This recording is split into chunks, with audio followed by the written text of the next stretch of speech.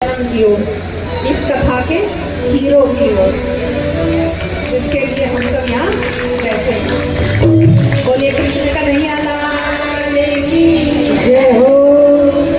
परीक्षित जी कहते हैं कि जब द्वापर युग का अंत होने वाला था तो कलयुग आने वाला था, तभी क्षत्रियों के घर में राक्षस पैदा हो गए। देखिए सतयुग में भी राक्षस हुए हैं, लेकिन वो प्रत्यक्ष थे।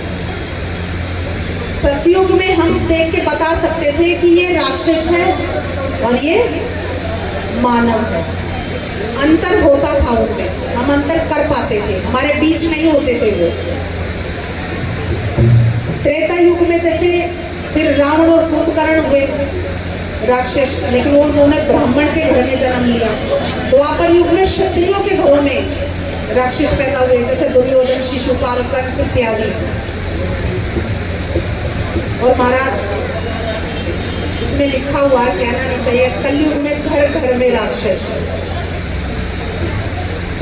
पैदा हो रहे हैं। तो हमें बच्चों में संस्कार पोषित करने चाहिए ताकि वो इस ओर ना जाए। आइए शुरू करते हैं। बोले कृष्ण कन्हैया लाल की जय हो। देखिए मथुरा के राजा हुए हैं उग्रसेन, उनके 9 पुत्र थे। उनमें से सबसे बड़े का नाम था कंस। कंस जो है वो देवकी माता के भाई थे। देवकी माता उनकी चचेरी बहन थी, सगी नहीं थी। लेकिन कंस जो है वो अपनी बहन से, अपनी सगी बहन से भी ज्यादा प्यार करता था, देवकी माता से। अब कंस ने अपने मित्र वसुदेव जी के साथ देवकी माता का विवाह किया। विवाह के बाद विदाई का समय आ गया है, तो कंस इतना प्रेम करता है अपनी बहन से, वो कहता है कि मैं स्वयं रथ हाँकूंगा और मैं स्वयं छोड़ करके आऊंगा। तो रथ चलता है, जैसे ही रथ आगे बढ़ता है आकाशवाणी होती है, मूर्ख कंस, जिस बहन को तू इतने प्रेम से लेकर जा रहा है उसी की 8वीं संतान तेरी मृत्यु का कारण बनेगी। अब कंस एक बात तो सुनता है, क्रोधित होता है, फिर जोर जोर से हंसने लग जाता है। क्यों हंसता है? वो कहता है कि काल तो जब बनेगी जब पैदा होगी, मैं देवकी को ही मार दूंगा। देखिए ये दैत्यों के गुण है। कहा तो वो कह रहा है कि मैं बहुत प्यार कर रहा हूँ अपनी बहन से,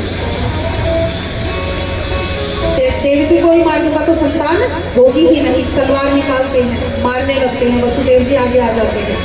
वसुदेव जी कहते हैं कि मैं वचन देता हूँ, मैं तुम्हें अपनी सभी संतानें ला कर दूंगा, तुम देवकी को छोड़ दो, मत मारो। मान जाते हैं। दोनों को कारागार में बंद कर दिया जाता महाराज। अब कंस ने कहा कि देवकी जैसे ही गर्भवती हो मुझे बता देना। कुछ समय बीतता है, पहली संतान होती है। वसुदेव जी अपने वचन के अनुसार कंस के पास लेकर जाते हैं अपनी पहले संतान को। अब कंस जो है बालक का मुख देखते हैं तो कंस के मन में थोड़ी ममता जागती है, ममता के भाव आते हैं। तो कंस ने सोचा किसने मेरा क्या बिगाड़ा, खतरा तो मुझे 8वीं संतान से है, मैं इसको क्यों मारूं। वो छोड़ देता है। वसुदेव जी लेकर चले जाते हैं। अब नारद जी को लगा कि अगर इसके मन में ममता के भाव आ गए तो भगवान कैसे जन्म लेंगे। तो नारद जी आते हैं। नारद जी कहते हैं नारायण नारायण। उनके हाथ में कमल का पुष्प है, वो लेकर आते हैं। कंस को बोलते हैं कि तुम ये बताओ कि इस कमल के फूल की पहली पत्ती कौन सी और 8वीं कौन सी है। तो कंस गिनने की कोशिश कर रहे हैं। वो कहते हैं कि इसकी तो हर पत्ती पहली है। कृपया इधर ध्यान दीजिए, थोड़ी सी 2 मिनट की कथा बची है, वो यहीं आएंगे आपके बीच, चिंता ना करें। कि इसकी तो हर पत्ती पहली है और हर पत्ती 8वीं है। नारद जी कहते हैं इसी प्रकार तुम्हें क्या पता कि विष्णु ने कैसी लीला की है कि कौन सी संतान पहली है। हो सकता है पहली संतान ही 8वीं हो, उन्होंने पता नहीं कैसी गिनती की है। तो कंस दौड़ के कारागार जाते हैं, बालक को उठाते हैं, पटकते हैं, मार डालते हैं। इस तरह से 1 2 3 4 5 6 संतानों का वध कर देते हैं। 7वीं संतान, अब माता देवकी के गर्भ से जो है माता गर्भवती है, तो भगवान उनको रोहिणी के गर्भ में प्रवेश दे देते हैं। वो कौन हुए? बलराम जी। अब कहा जाता है कि माता जब कंस पूछते हैं तो कहा जाता है कि उनका देवकी का गर्भ नष्ट हो गया। अब 8वीं संतान की बारी आती है महाराज। 8वीं संतान जब गर्भ में आने वाली है, मौसम अलग है, सावन का महीना है, माता गर्भवती है, सावन का महीना आता है, पहला महीना गुजरता, दूसरा, तीसरा, सावन का महीना आता, मोटी मोटी भूतें पड़ रही हैं, मोर नृत्य कर रहे हैं, आइए प्रभु जल्दी आइए, सब बड़े आनंदित हैं, इंतजार कर रहे हैं, बड़े प्रसन्न हैं सब। गौ माता आवाज लगा रही है कि गौओं को पालने वाला गोपाल आने वाला है, समय आता है।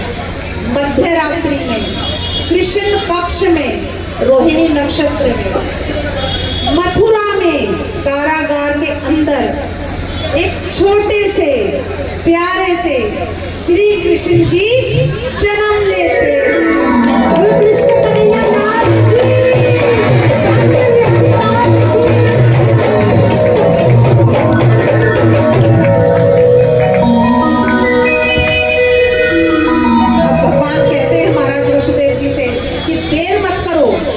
मुझे जल्दी जल्दी से गोकुल लेकर चलो।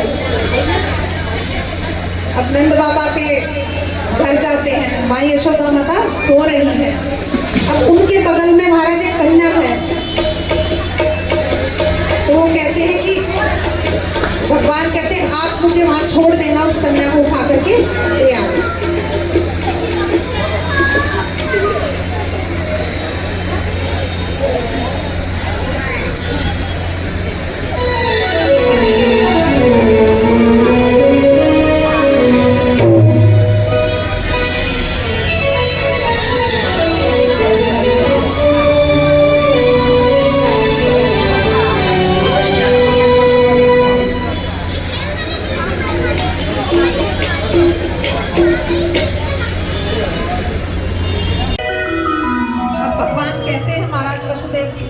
कि देर मत करो, मुझे जल्दी जल्दी से गोकुल लेकर चलो।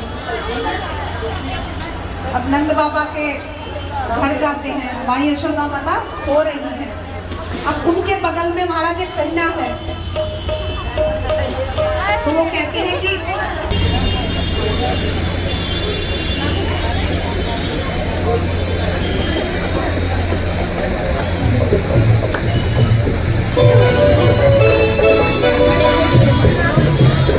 बोलो कृष्ण कन्हैया लाल की।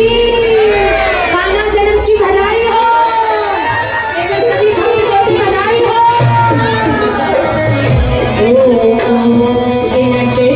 अंगना में बज रही आज भगवान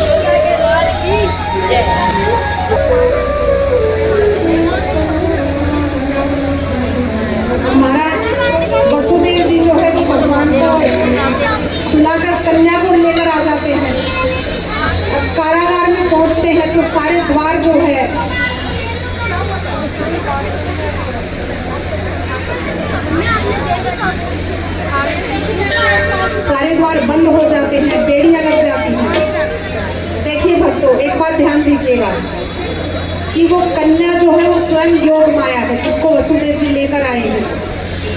अब समझने वाली बात यह है कि भगवान जब हमारे पास होते तो सब बंधन खुल जाते हैं। कारागार के सारे ताले खुल गए थे, बेड़ियां खुल गई थी, और जैसे ही माया आती है वापस से सारे बंधन लग जाते हैं, बेड़ियां लग जाती हैं, ताले लग जाते हैं। तो हमें शरण आश्रय भगवान का लेना चाहिए, मोह माया का नहीं। तो अब द्वारपाल जाग जाते हैं कन्या के रोने के स्वर से। कन्या रो रही है जोर जोर से। कंस को सूचित करते हैं, वो आता है, जैसी कन्या को पटकना चाहता है, कन्या उसके हाथ से छूट जाती है और आकाश में जाकर कहती है, हे पापी कंस, तुझे मारने वाला इस धरती पर जन्म ले चुका है। और वो अंतर ध्यान हो जाती है। बोलिए कृष्ण कन्हैया लाल की जय हो। अब रोहिणी माता जो है यशोदा के पास जाती है। वो देखती है कि देवकी माता के पास एक लाला सो रहा है। दौड़े दौड़े सब नंद बाबा जी के पास जाते हैं, कहते हैं, बाबा बाबा एक खुशखबरी लेकर आए हैं। बोले क्या हुआ? अरे जो हुआ है उसे आप सुनोगे तो आप नाचने लगोगे। क्योंकि देखिए उनकी उम्र हो चुकी थी नंद बाबा की।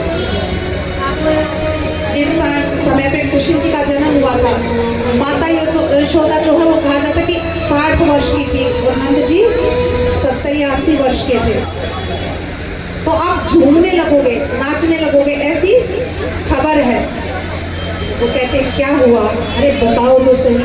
अरे आपके घर गैया चराने वाला, रास रचाने वाला, माखन चुराने वाला एक छोटा सो प्यारो सो नटखट सो लाला भयो है। बोले कृष्ण कन्हैया लाल की